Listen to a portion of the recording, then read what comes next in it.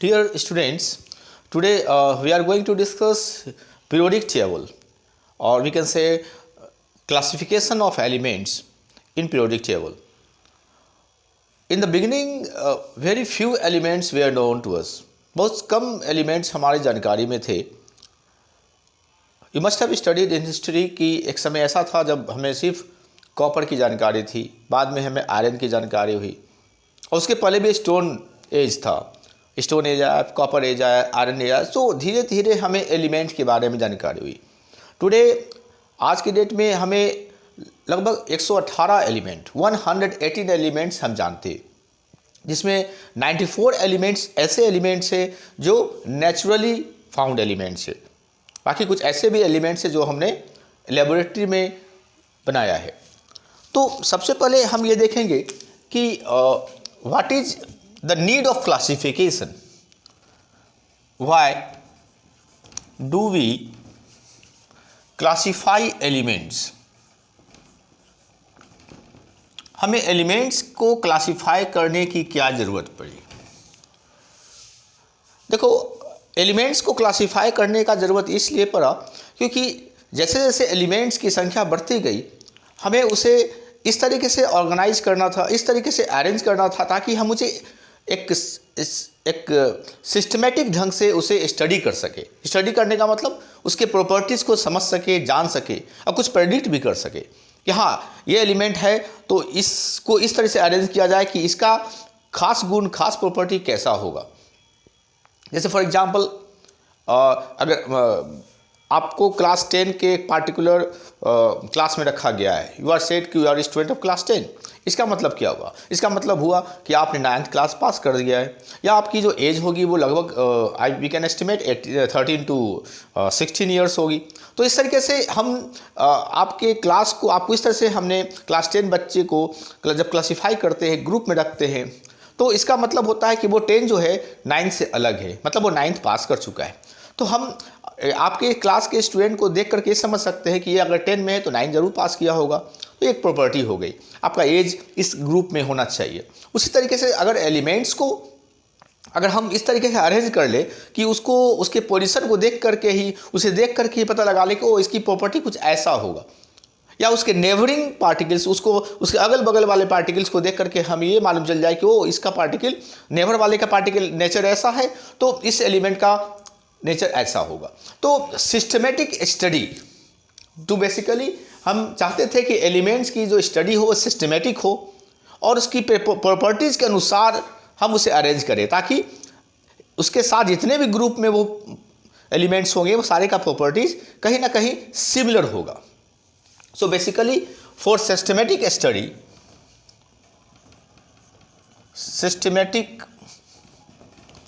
Study of different elements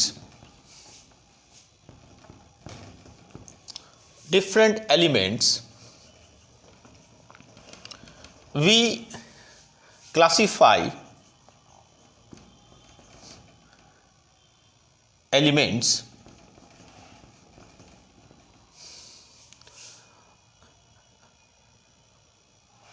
on the basis of their properties. मतलब उसके properties को ध्यान में रखते हुए,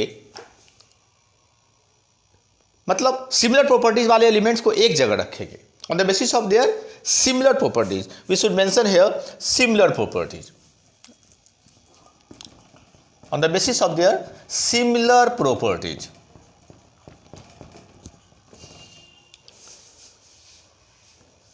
तो आपको समझ में आया, सिस्टमेटिक स्टडी के लिए डिफरेंट एलिमेंट्स की जो प्रॉपर्टीज है वो अलग होती है, उसे किस तरीके से स्टडी किया जाए और आसान हो जाए, स्टडी हमारा आसान हो जाए, प्लस उसके केमिकल जो सिमिलर प्रॉपर्टीज होंगे, ज़्यादातर केमिकल प्रॉपर्टीज पर ध्यान दिया जाता है. फिजिकल प्रॉपर्टीज भी होते हैं, but we have to stress on the chemical properties.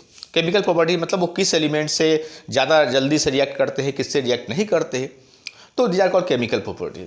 तो सिमिलर प्रॉपर्टीज मतलब सिमिलर केमिकल प्रॉपर्टीज को ध्यान में रखते हुए हम लोगों ने सिस्टमेटिक स्टडी के लिए एलिमेंट्स को क्लासिफाई किया। पहला अटेम्प्ट जो था वो था डोवेनियर के द्वारा इन 1817 डोवेनियर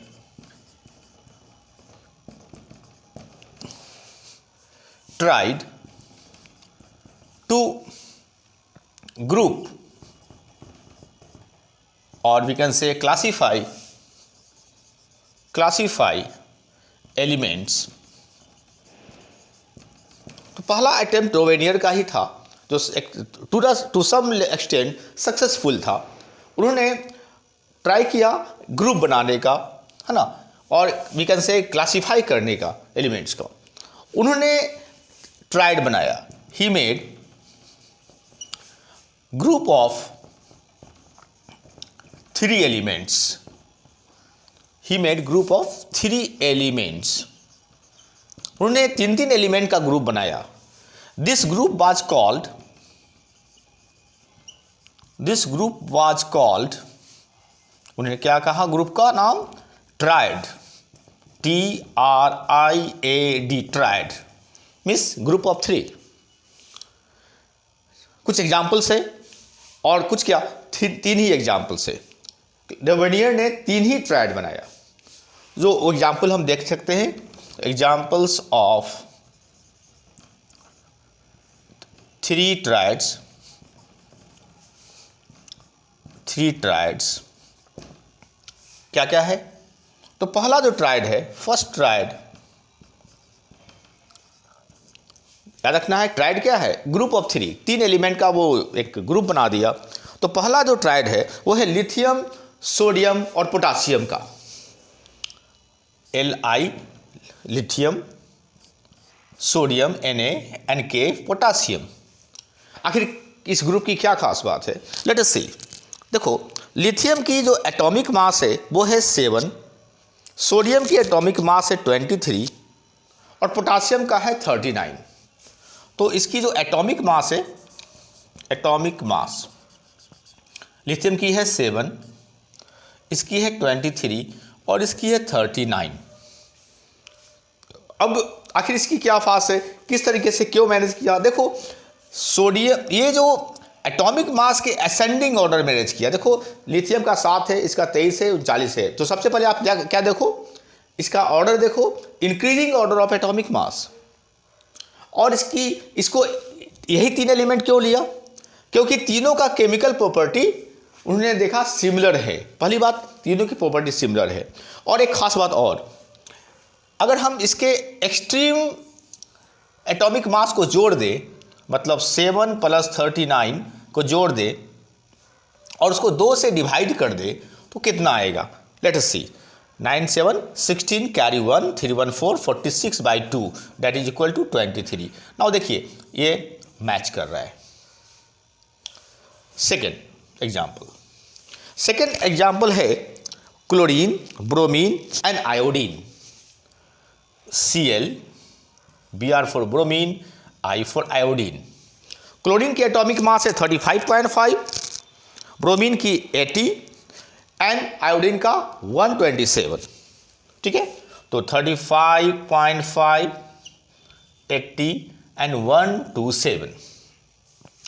आप देखो, यहाँ पर भी एक्सट्रीम जो एटॉमिक मास है उसे जोड़ देते हैं।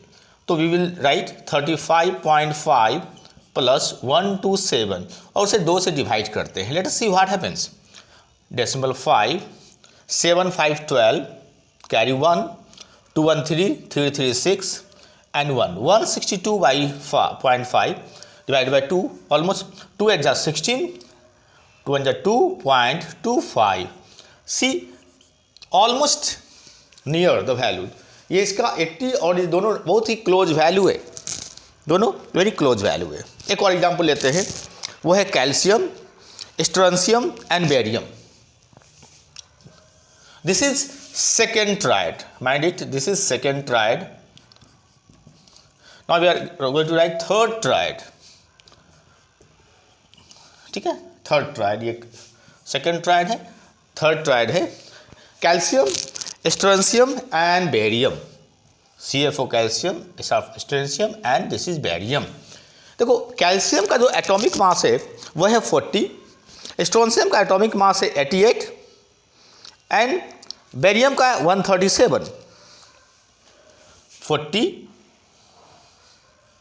88, 136। Now we will do the same process here. Extreme value को हम जोड़ देते हैं और उसे 2 से डिवाइड कर देते हैं। क्या होता है देखो, 707, 347, 177/2, so it is equal to how much?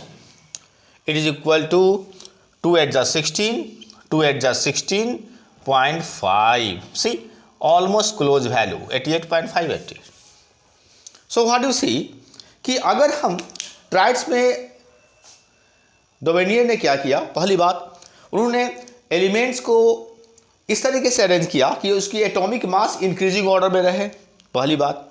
दूसरी बात उन्होंने देखा कि अगर एक्सट्रीम जो एटॉमिक मास है, फर्स्ट एंड थर्ड एलिमेंट का जो एटॉमिक मास है उसे जोड़कर 2 से डिवाइड किया जाए, मतलब एवरेज निकाला जाए, सिंपल, या मीन निकाला जाए, तो उसकी जो मीन वैल्यू है उसकी मिडिल वाले एलिमेंट के एटॉमिक मास के बहुत ही क्लोज है, नियर, बहुत नियर वैल्यू होती है। दोनों यहाँ तो मैच कर गया, यहाँ पर बहुत ही क्लोज है, यहाँ पर भी बहुत क्लोज है।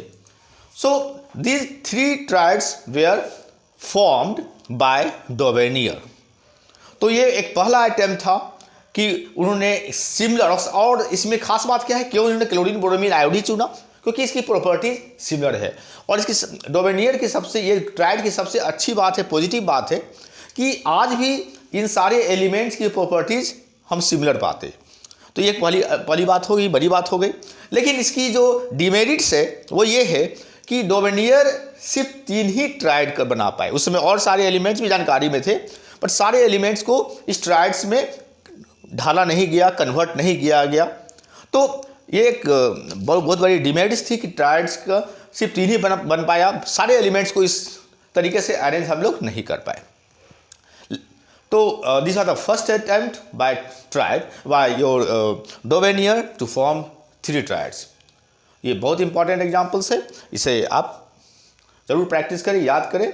और इसकी डोवेनियर की जो डिमेरिट्स है वो ज़्यादा एग्जाम में पूछा भी जाता है कि व्हाट इज़ द डिमेरिट्स, तो आप यही लिखोगे कि all the elements could not be arrange in the triads, only 3 triads could be formed by डोवेनियर।